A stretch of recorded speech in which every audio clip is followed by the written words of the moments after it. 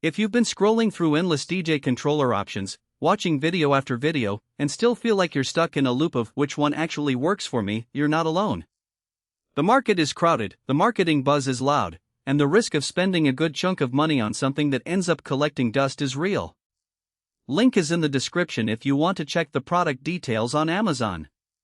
In this review, I'm going to walk through the Pioneer DDJ FLX10 the way a nightclub resident or a serious bedroom producer would, focusing on what it actually feels like when you plug it in, spin a set, and try to fit it into a real-world workflow.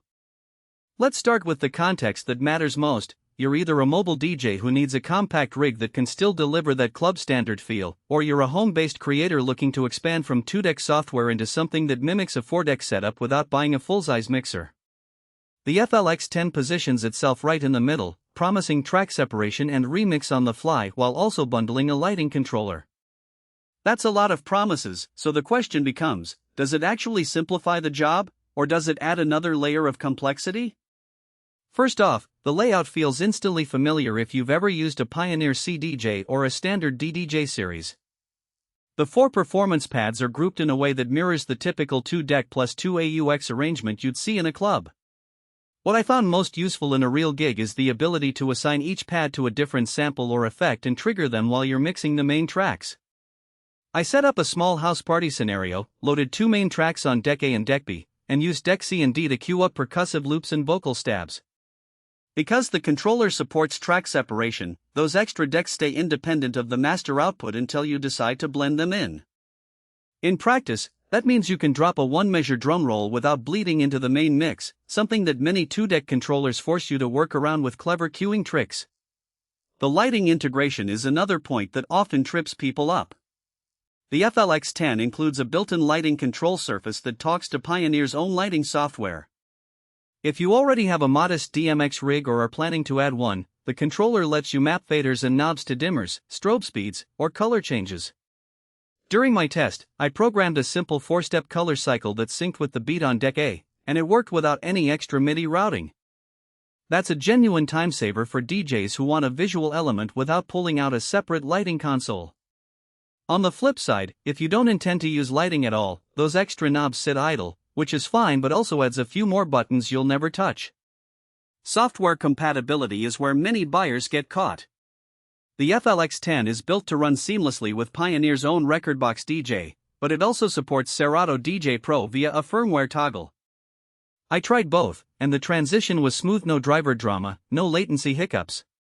The downside is that the controller's club standard workflow relies heavily on Rekordbox's library tagging and performance view.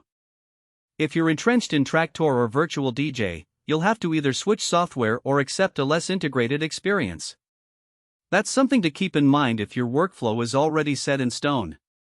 Portability is a frequent pain point for mobile DJs, and the FLX10 does a respectable job here. It weighs roughly 7 pounds, which is lighter than many 4-deck mixers that also require external audio interfaces. The chassis is compact enough to fit in a standard gig bag, and the built-in power supply means you only need one outlet on stage. In a real-world scenario, I loaded it into a 12-inch case, drove 2 hours to a venue, and set it up in under 5 minutes.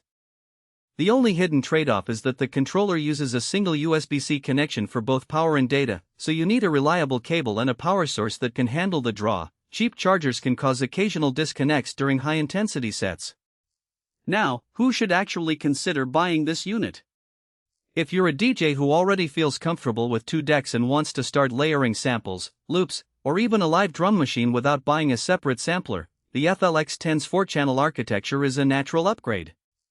It also shines for those who want a built-in lighting interface. Think small venues, house parties, or streaming sets where a visual cue adds production value.